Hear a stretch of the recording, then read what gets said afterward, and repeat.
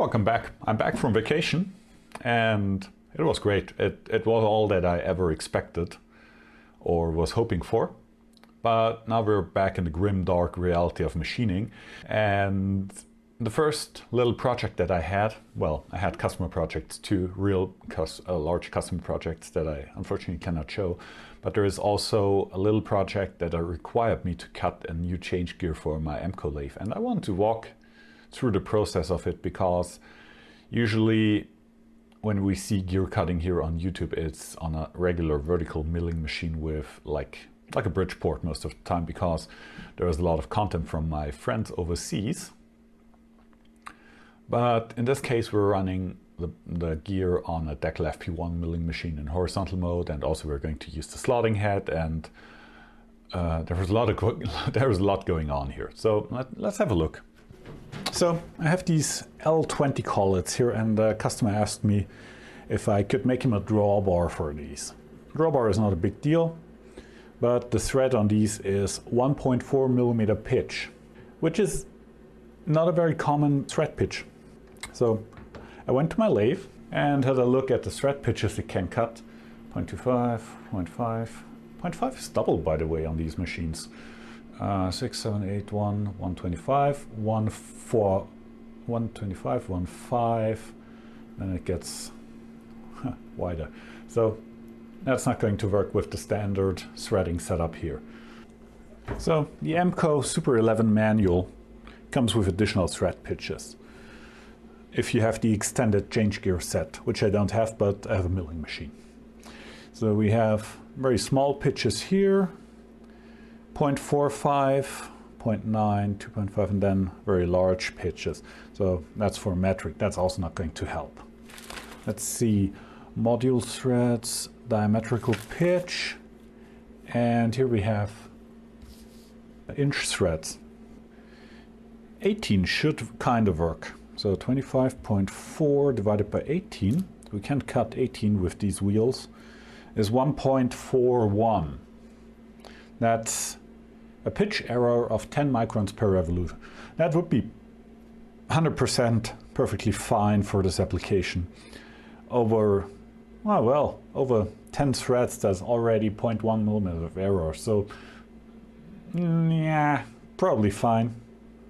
The elasticity and everything will equal that error out. And usually on a thread, only 2 to 3 of the threads take the full load, and everything else is distributed along the length of the thread.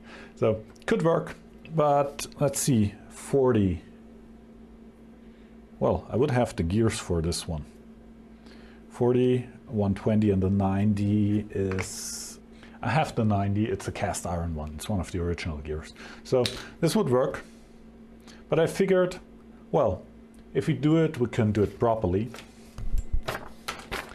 And I took some notes, and I figured out all the ratios of the gearbox at B5, which is 1 millimeter pitch.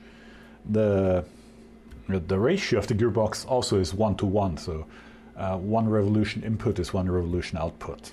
Then I figured out, this down here you can ignore, this is just me cross-checking if this computes. Then I figured out, let's take the pitch of the lead screw divided by the pitch that we want to cut, 1.4 millimeters.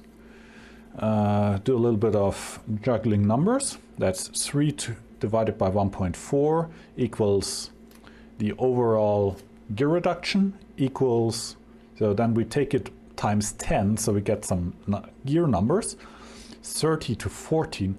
14 teeth gear is very small, so that's also a bit problematic. Let's double that, then we get 60 to 28. 28 is very possible. I have a 60 tooth gear already.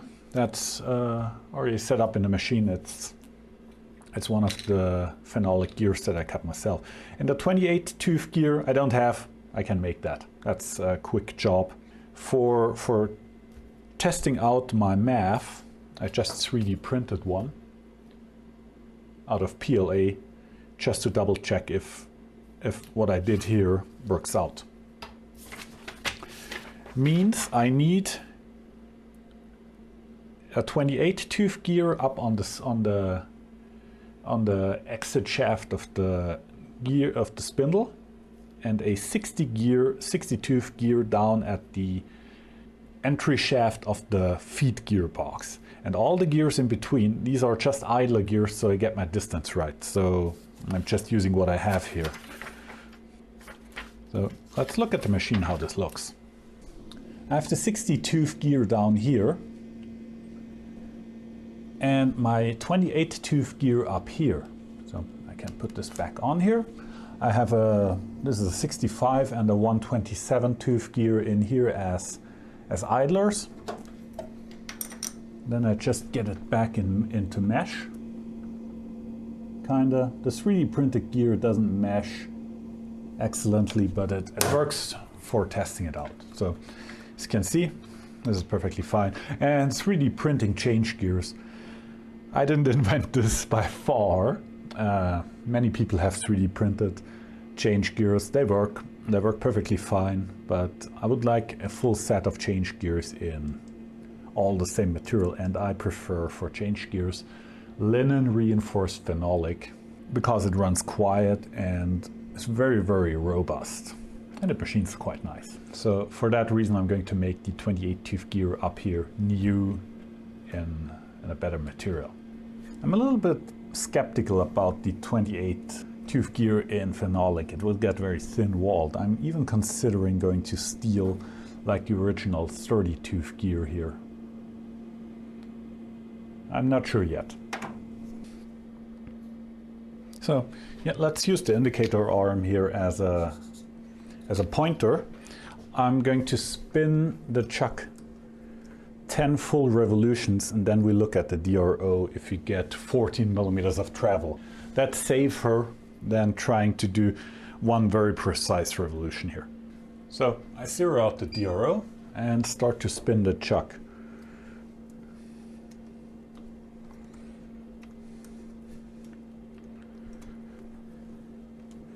And that's revolution number 10. So approaching the mark, lining it up as before. That's pretty darn good. That's 10 micron over 10 full revolutions of the chuck over 14 millimeters. I think I did my math correctly for this change gear. Time to make a proper one. So that's nice. That worked quite well. That's a sketch of what I'm going to make. A 28 tooth change gear for the Super 11. The OD that we need to prepare is looking in the magic book. Here are all the gear calculations that you regularly need. For those who ask, this is the Tabellenbuch Metall. There is an English version of this book too. I don't know if the English version is good of this book. What I heard is it has some mistakes in it, which German version has errors in it too, so that's that. But that's basically our machinist. That's our machinist handbook, but it's really a handbook. It's very minimal. And if we're realistic, we could tear out about another 50 or 70 pages out of this book and don't lose anything. The OD of a gear calculates by taking the module times the tooth count plus 2 for a metric module gear. So 28 plus 2 is 30, times 1 stays 30. So the OD that we need to prepare is 30 millimeters. We need a 19 millimeter bore because that's what fits the lathe. We need a 4 millimeter keyway. I'm considering putting the slotting head on the milling machine to do this. And it needs to be 10 millimeters thick. So that's that. I have my gear cutter here. This is a number 5 module gear cutter. Gear cutters come in sets of 8 usually. You need multiple gear cutters because the profile of the gear tooth changes with the gear tooth count on a gear. Let's look at a full set of these. So here's a full set of module gear cutters. This is module 1.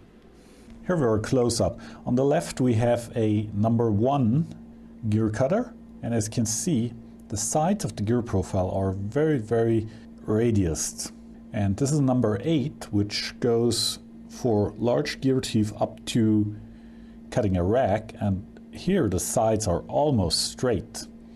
These module gear cutters are always a compromise. In theory or in practice, the sides on a gear tooth on a rack should be straight. But to keep the number of gear cutters in such a set to a reasonable number, I think there are 16 cutter sets too, but the 8 cutter sets are more common. They take a compromise in the profile and they say, well, a slight curvature is okay for example, a 135 gear and for a rack. So that's difference, or that's deal with the module gear cutter set. And when you look at the profile of these are not very nice. The symmetry between the sides is questionable. The top radius here is it's not how it should look. Same on this one. The symmetry is questionable. These are made in the UDSSR. They cut a serviceable gear, but they are not high precision cutters. Getting high quality module gear cutters these days is not too easy. I prepared the blank for the gear, OD turning, ID turning, parting off, chamfering. It didn't show that because it's very trivial. We have seen that a number of times. But I wanted to talk about chamfering here on the lathe. Usually you saw me use this tool here. This is an 8mm carbide blank, split in half in front on the grinding wheel, ground to 45 degrees on both sides, means 90-degree included angle for chamfering, and plenty of clearance angle here on the sides. This is just free-handed on a diamond wheel, then lapped. Usually I used it in this configuration to do ID and OD chamfering. And if I wanted to do chamfering on, for example, a groove like here, I had to reclamp it and move it in the tool block. My other tool for chamfering is this SCMT insert holder. Usually I have a polished aluminum insert in here. I like this a lot for very wide chamfers and for turning ODs to an extremely good finish. I have also inserts for steel for it, but I don't like changing insert types for materials. So I use this primarily for plastics and aluminum and brass. These inserts, while they work in steel, they last like really not very long. So what I did, I took a piece of 10mm carbide round stock, which we all have laying around, not. A friend gave this to me, very generous. This used to be a blank for through spindle coolant drills. As you can see, there are the 2 holes that spiral through the blank back here. And this is for grinding drills with through spindle coolant. But what I did, I ground 2 flats on here. I split it in half on both ends on the surface grinder so I have the same center height on both ends. And I ground the same 45 degrees on both ends, or 90 degrees included, and ground generous clearance angles down here. Then I put it on the diamond lap on the slow speed grinder and lapped it razor sharp. Now I have a tool that not only is super dangerous back here when it's clamped that way, but also can do OD chamfering here and here, but also ID chamfering and face chamfering in this orientation. OD on the face and ID on the face. So that's extremely useful, works very well. It's a very simple tool, very cheap, lasts a lifetime, and is easy to resharpen if you don't crack it. And since the rear end is really dangerous, this will lay you open if you touch it the wrong way. When you buy an end mill, it usually comes with one of those caps on the cutting end. I keep this on here so I don't slice myself open. Have done that enough times. So this goes off. Extremely useful tool. consider making one. I prefer this over most other chamfering tools. I don't like the commercial ones very much. This is cheap, easy to make, and very nice tool. You can also grind one of these out of a long high-speed blank. You don't need a carbide blank that's like 30 euros to purchase.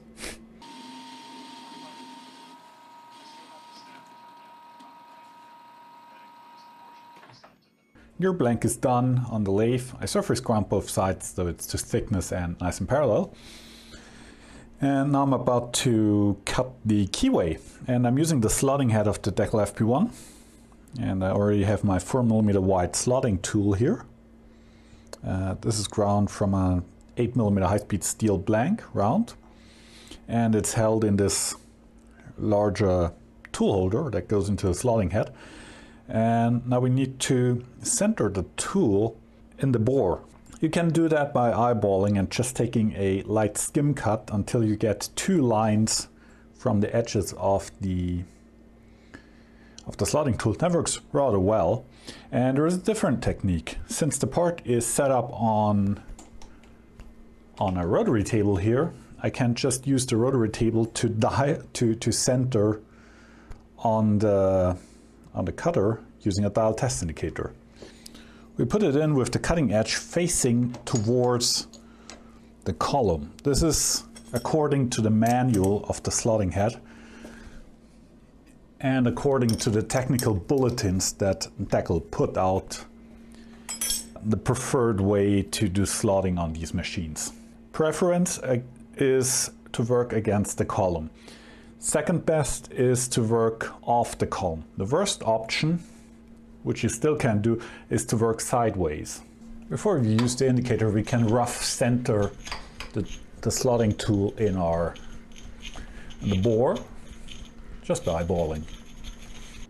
Well, it's not really eyeballing. I'm just moving the tool to one side in the bore until it barely touches, zero out the DRO, move to the other side, split the value that I get on the DRO, and move to the approximate center here.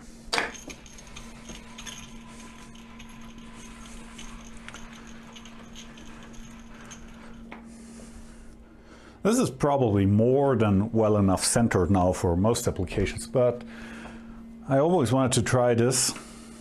This is also a technique that they show in the technical bulletin. The idea is to have the dial test indicator sitting on the rotary table. As far as I understand, on vertical slotting machines that have a rotary table, that's a kind of common technique. And then you just bring the dial test indicator up to the side of the tool and you find the high spot. Just like you would use a dial test indicator as an edge finder, as I have shown before in another video called Edge Finding Techniques or something like that. I showed that technique there. And you just find your high spot and zero out the dial test indicator on one side of the cutting tool. And we get the cutting tool out of the way. We rotate the setup 180 degrees around and we move the cutting tool back in position like this. And we find the high spot on this side.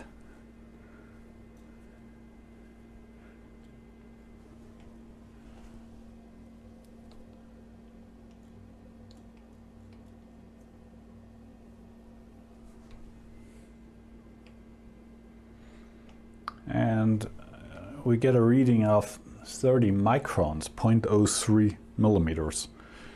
So we are 0.15 millimeters off center.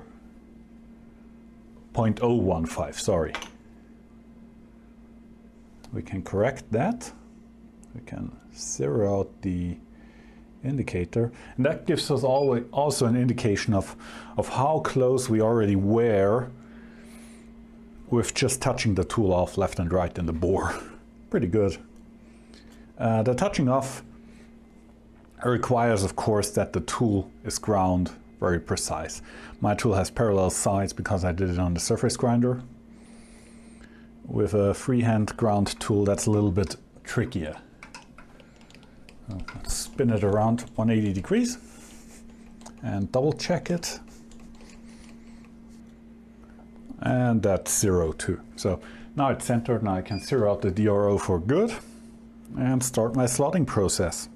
Setting the stroke, there is a dial on the side of the head here, 80 millimeters, and my part is about 10 millimeters thick. I need a little bit of oil travel on both sides, so I'm going to set it to 20 millimeters. You adjust it on the top and you lock the setting here on the front.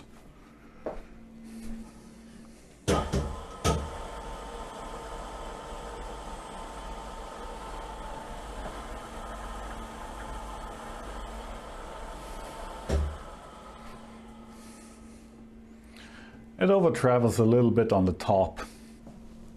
First of all, let's see.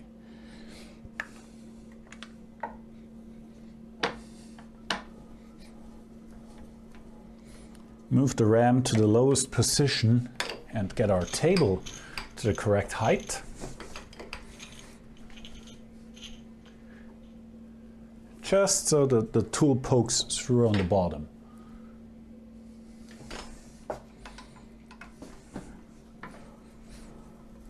And our return stroke looks good too.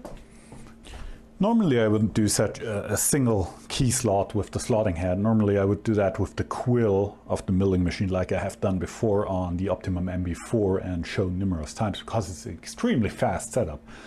You don't have to change the heads or do all this complicated setup, just to tool in a collet and you do the slotting with the quill handle. But I'm not very familiar with the slotting head. I know how to set it up in theory, but I haven't used it in my professional career ever. We didn't have one at work, I think. At least not during the time I worked there. In the past, for sure. And I want to get or gain confidence using it if there comes work up where I am required to do more slotting work with this. For example, if I have to cut an internal spline or internal square or pick out corners or something like that. I want to be able to put this up on a machine and hit the ground running doing the setup. Slow speed, 160 RPM. Okay, that's what I want. That's 63 strokes per minute, double strokes.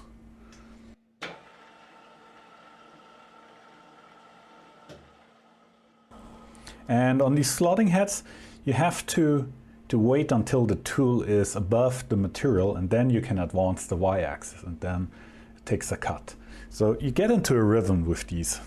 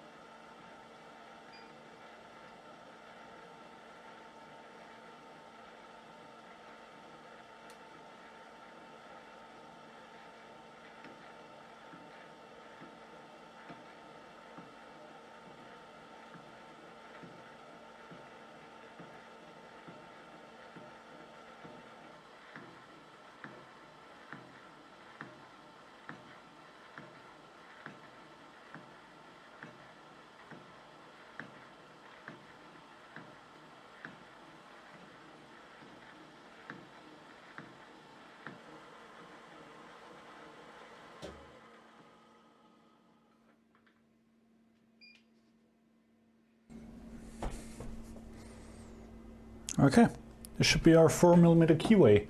Okay, that's a 4.02mm gauge block stack. Tight fit in there.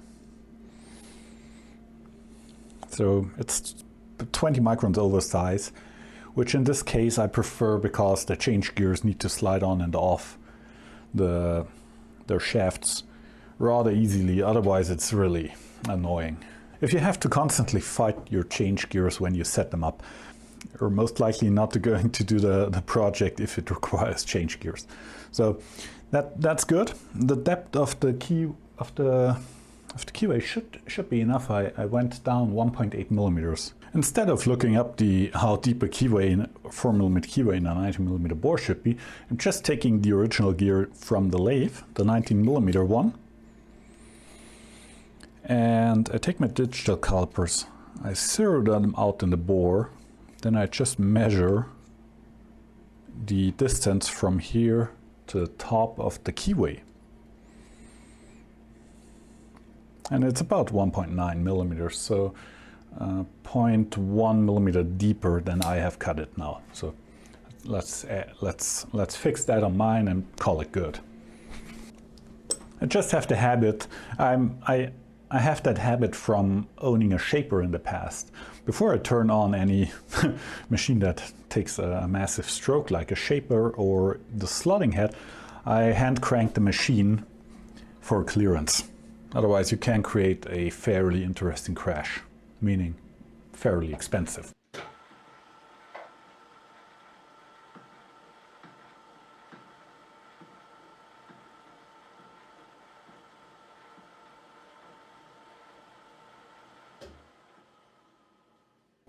There we go. Now we are at our correct depth. We put on the disc with a 42 hole hole circle, and I already set the sector arms. It's this contraption here. This is just a guide, a help. And I set it so between those two arms we have the pin, and then 1, 2, 3, 4, 5, 6, 7, 8, 9, 10, 11, 12, 13, 14, 15, 16, 17, 18 holes. Means I pull the pin, do one revolution, and go to the end of the sector arms, drop the pin in. That gives me my one revolution and 18 holes, equals 60 holes in total. Then I shall not forget to move the sector arms up against the indexing pin again, so I already know where my next 18 hole spacing is over here. So pull the pin, one full revolution, add the 18 holes at the end of the sector arm, drop the pin, move the sector arm up against the index pin. One revolution, 18 holes. Make sure you consider the backlash if you overcrank. And move the sector arm up against the pin. And that's the indexing. It's, once you have done it, it goes very fast. And each time I do this, I advance my work by 12.85 something degrees. Yes, I built an electronic indexer for my rotary table, and it works very well. But to be honest, it's most of the time too much hassle to set up. I kind of prefer indexing something like this by hand, where I only have to do one or two parts. I'm fairly quick with the indexing discs. It's a little bit the same as with the... we could spare all the work I'm doing today if I modified my lathe to have an electronic lead screw that can set any pitch between 0 and 6 or 8 millimeters just by turning a dial. But I like my lathe the way it is. The feed gearbox is well laid out, it all works quite well, and I don't really need it on that machine. Yeah, I need to cut this one gear for the one pitch I need to cut now, but meh, the machine stays kind of original that way. So yeah, I don't know. The gearbox will never fail, apart from mechanical failure like crashing and breaking it, but it even has a shear pin. But electronics can always fail, so I kind of like reliable stuff, reliable machines, and the indexing head here is very reliable. The feed gearbox with the gear train is very reliable. I'm not entirely sure what's wrong with me, so let's cut this gear. So I have the wheel plank on an arbor and it's sticking out of this recharge chuck, not very much. But I figured since I have the tailstock support for the indexing head and it's not much work to set it up, why not?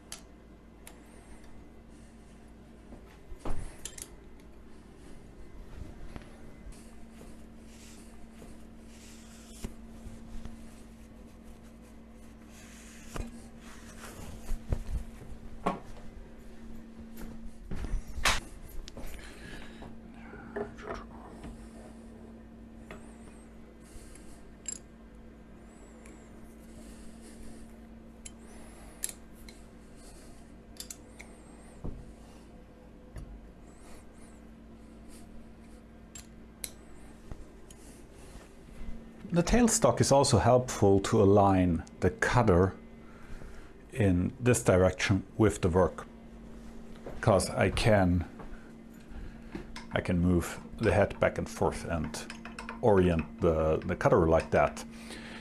Since the profile on these cutters is not ground symmetrical, well, at least on the cutters I have, the profile is not symmetrical to the thickness of the cutter. I cannot touch off with both sides of the cutter and then just center on my workpiece. I have to find a different way. And what I found works the best is to adjust it to center height, for example, with gauge blocks and a pointer, or in the case of the FP1 milling machine with the tailstock and the dead center in it. I will move the camera around. You're looking in from the side. Here is the dead center and here is the cutter. And I can just move the cutter in.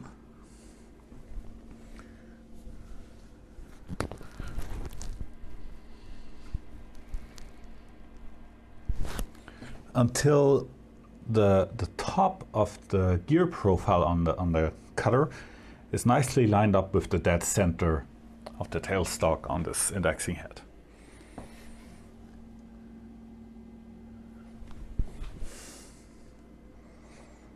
Doesn't look perfect to you because parallax error, so because I'm not perfectly looking straight on with the camera, but I can assure you that we are pretty much centered. Okay, let's figure out the feeds and speeds for this cutter. We're running a 50mm cutter in mild steel and the cutter material is high-speed steel. So surface speed for high-speed steel against mild steel, 20 to 25 meters per minute is perfectly fine. So let's go with 25 meters per minute. Note the unit, meters per minute. And the cutter diameter is in millimeters, so we have to multiply it by 1,000 to fix our units to the diameter. So 25 meters per minute times 1,000 divided by 50 millimeters times pi, because it's round. 159 point something. Let's see what the milling machine can do for us. We have 250, 125, 100 and 200, and there is 160 RPM in low range. So that's perfect. Now we need a feed.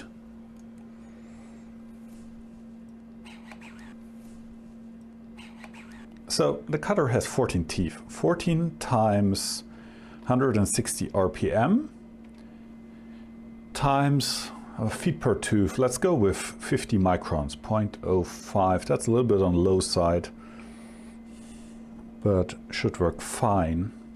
So 112 millimeters per minute. So let's see, we have 250, 40, 80. Yeah, we have 100 millimeters per minute in the high gear range at motor speed 1, just as motor speed 1 for the 160 RPM up there. So that should work fine.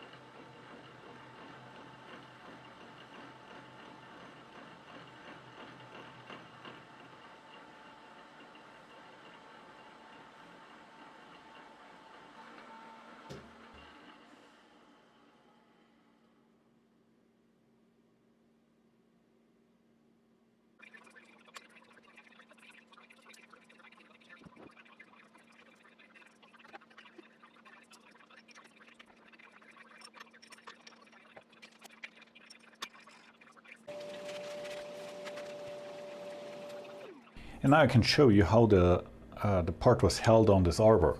So this is a straight shanked arbor that I made years ago just to hold stuff that already has a bore in it. And it has a fine thread on the end for a nut.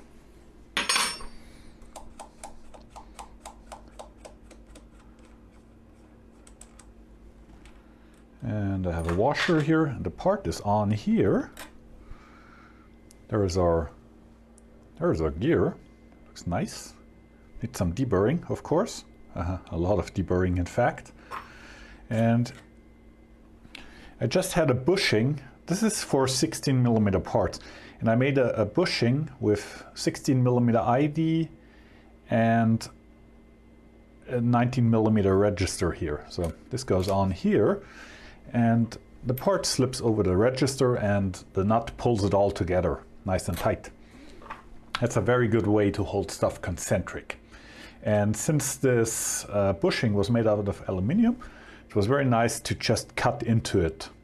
And this is a sacrificial piece. Won't keep it.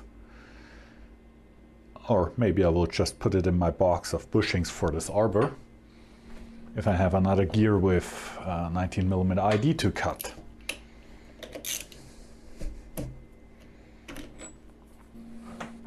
And this is the arbor. It has centers on both ends, so I can run it on the lathe between centers and it runs true.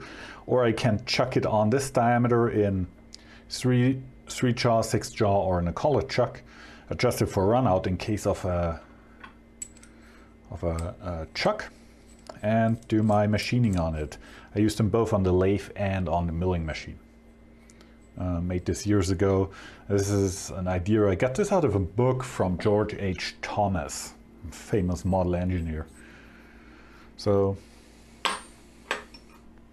let's deburr this gear. We need to knock those heavy burrs off. And we could put it on the surface grinder and just grind it flat. Or we take a file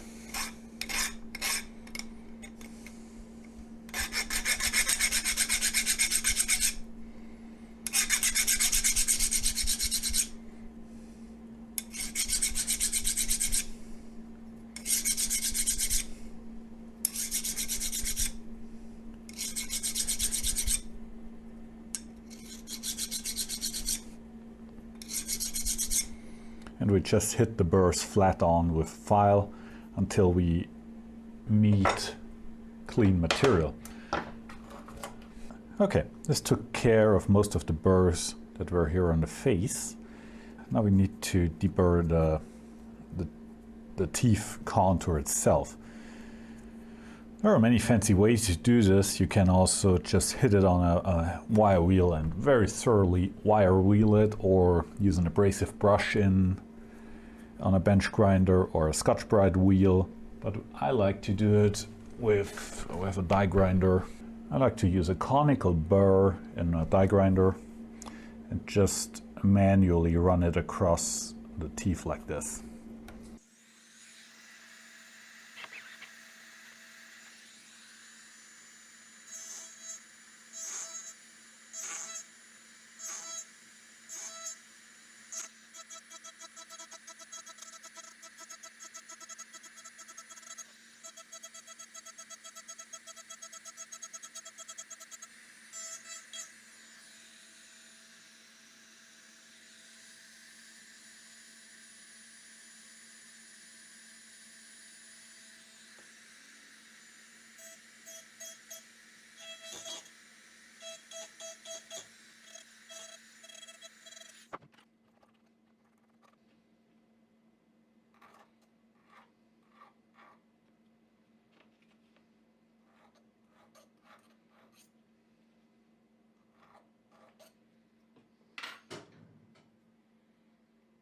This is an abrasive nylon brush in my drill press.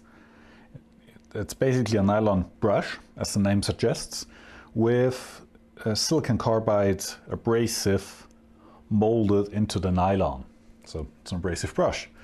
320 grit. This is nice to very lightly break edges and remove chamfers. Wait, break edges and remove burrs.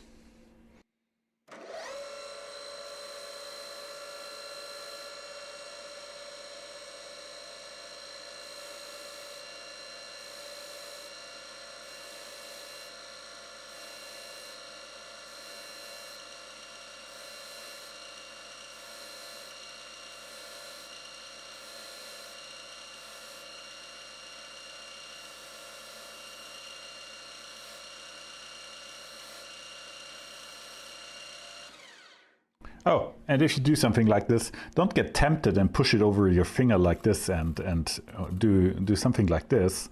If something happens and this gear flies off, it may take your finger with it. Same problem on a drill press when you drill something and you brace your fingers into the T-slot and the drill catches the part you're drilling, and then you have this nice shearing action of the vise against the table, and you can collect one row of fingers out of the T-slot. That's not optimal. Well, that's some practical safety recommendations. Don't brace your fingers into the T-slot. Don't put your fingers into parts that you're polishing. On a lathe, if you polish the inside of bore with emery cloth, don't put the finger in the bore. If something happens, it will get twisted off. Or you put it on arbor, for example, the arbor that you use to machine it, or a piece of dowel, wood dowel or something like that, just to make it safe to handle. But this abrasive brush does a nice job of just easing everything a little bit out. So, should be good to go. Let's see. Cleaning. Gear is clean too. I put it in the ultrasonic cleaner just to get rid of any of the abrasive brush remainers. This goes on. Okay, that's already good. Spacer goes on. Should go on. Wow. This goes on.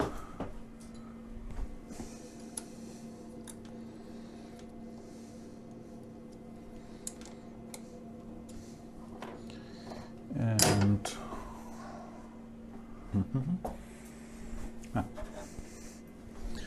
and then we can engage our drivetrain banjo.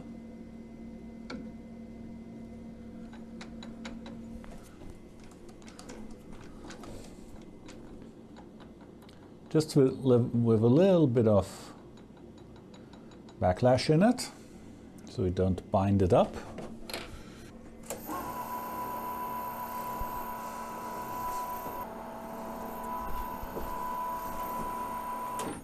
Oh, this shouldn't spin. Oh, this should spin.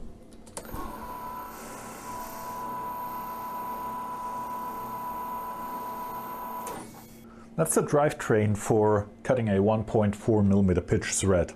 That's quite the saga to get to a thread pitch, but now, if I ever get in the future, until I sell this lathe, until I get, if I ever get again to cut a 1.4mm pitch thread, I have all the gearing that I need. So that's a success, I guess. I figured if I don't show any threading with the change gear at all, you might get mad at me.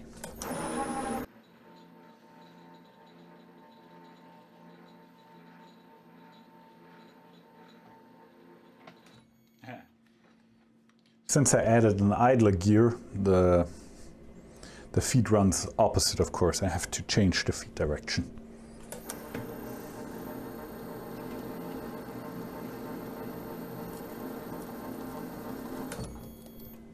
Okay. Scratch pass.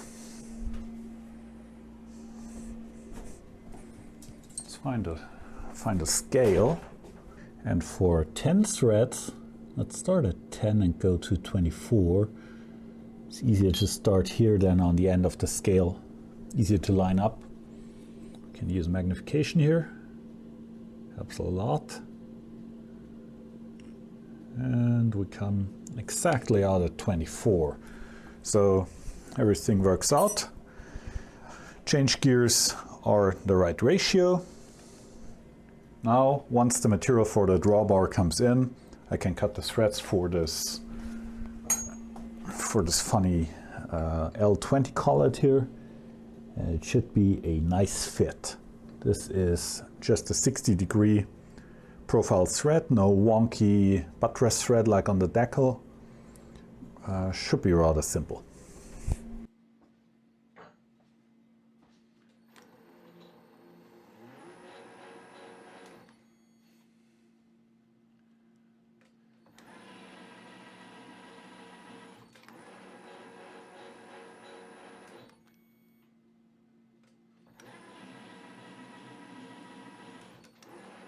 Usually I don't give out much hand tool advice because the stuff I'm using is rather basic.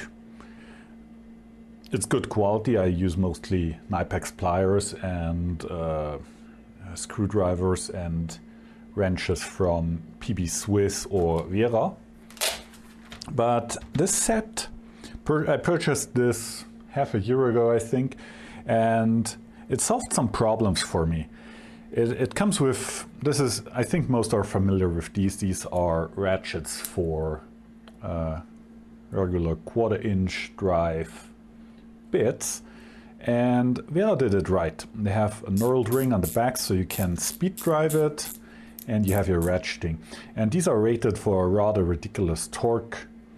I think they can take up to 60 or 70 Newton meters of torque, which you will never reach just with your hand on this rather short handle, but you always can stick a pipe over it. And the head space on these is rather tight, so this comes in very handy. But often you don't have to drive for a Torx or an internal hex. You have to drive something like an outside hex, and then you can use, of course, an adapter and a socket. And this isn't that low profile anymore, but this set comes with a second ratchet.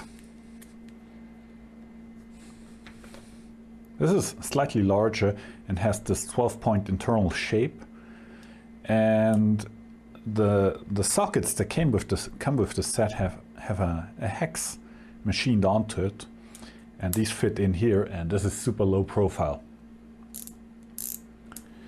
And I think this ratchet is even rated for a higher torque than this.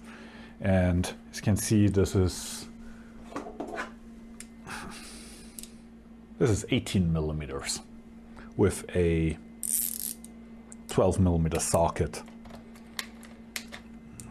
Let's see. Yeah, 18 millimeter with a 13 millimeter socket. That will get you out of some binds pretty nicely. And they are rather fine-toothed. Not sure, 72 teeth? I have no clue. I don't know my hand tools that well. But this set, very nice. Of course, Vera, not super cheap. Also comes with a tiny handle for the hex bits, which is, for my hands, too tiny.